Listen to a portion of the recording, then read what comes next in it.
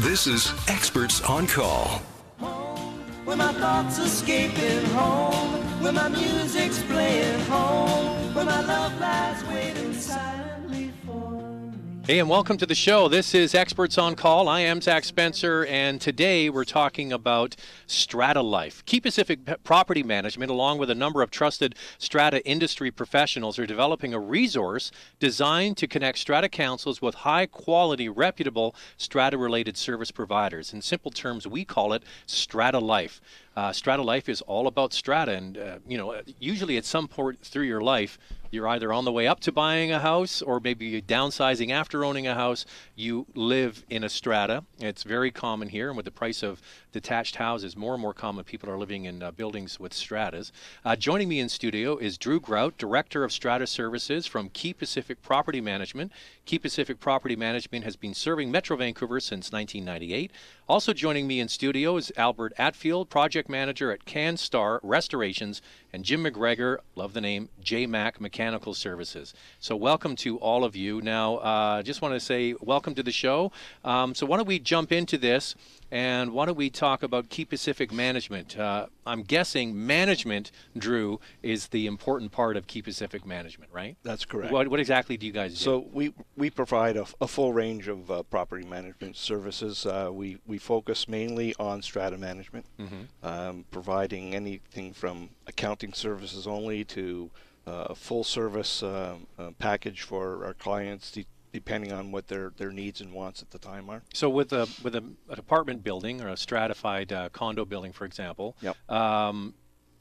What would you typically take care of? You would take care of external maintenance, internal maintenance, landscaping. So what do most buildings typically have a management company do? I guess the easiest way to answer that is each of these stratas have what they call a strata council, who's elected by the owners.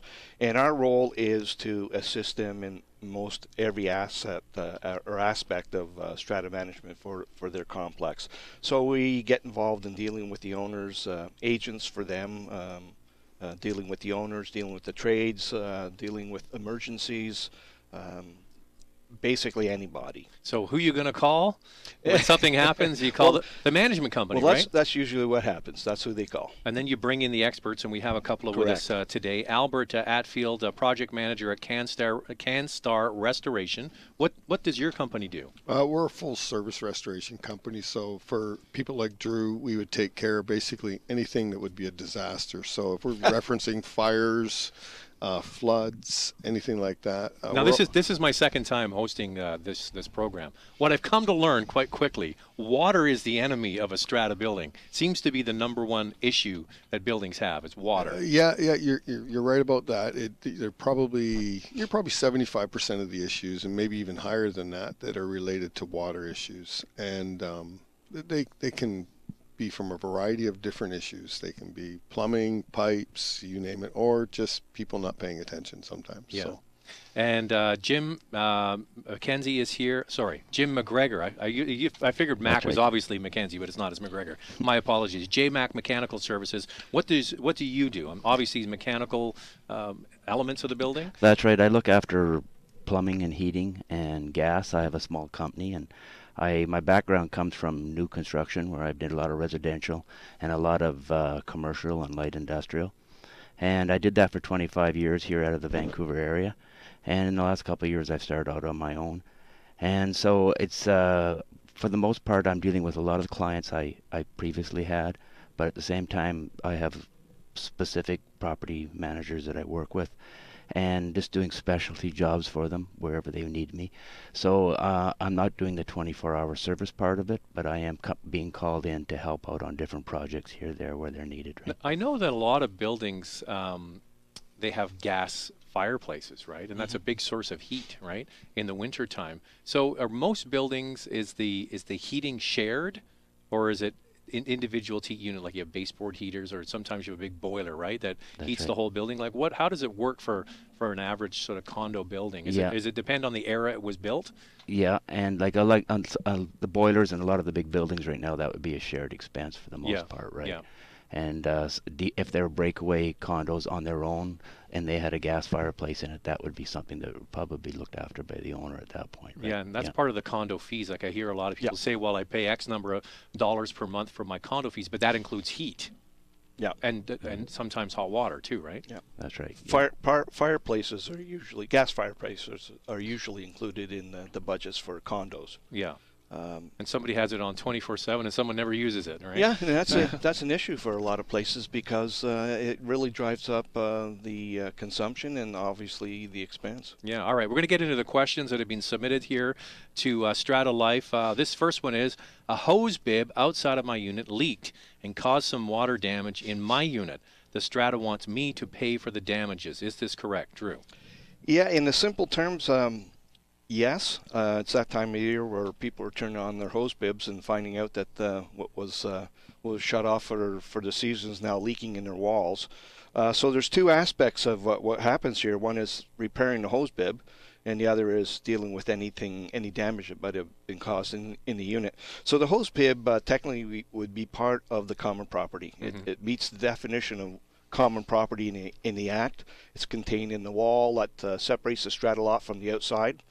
So anything in that wall would be common property. The hose bib itself is sticking outside of the building, so it's going to be repaired by the Strata Corporation. But if you've got damaged floor, carpets, or anything in the wall on the inside of your unit, typically you're responsible for repairing your strata lot. Even though it wasn't your fault, it was the common property. Yeah. So you're saying the hose shut off is outside, but it leaked into your unit. Yeah.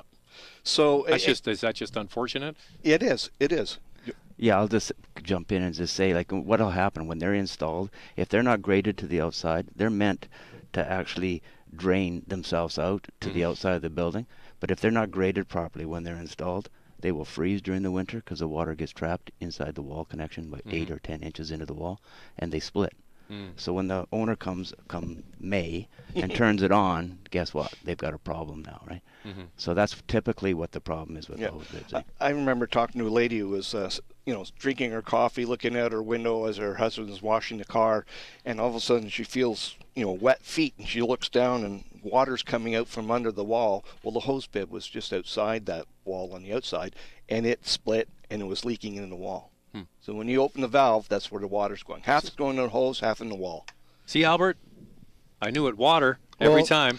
Education's getting better with people, so the cause is not as obvious as it used to be in days past. But and that's related to people like Drew and Jim taking care of letting people know how to deal with this, so that when they do prep it for the cold season, everything will be good come May when we turn it back on. Well, that's where you have a management company that knows to turn off all the shutoffs and everything so they don't freeze. Yep. So the next one, Albert, it's water.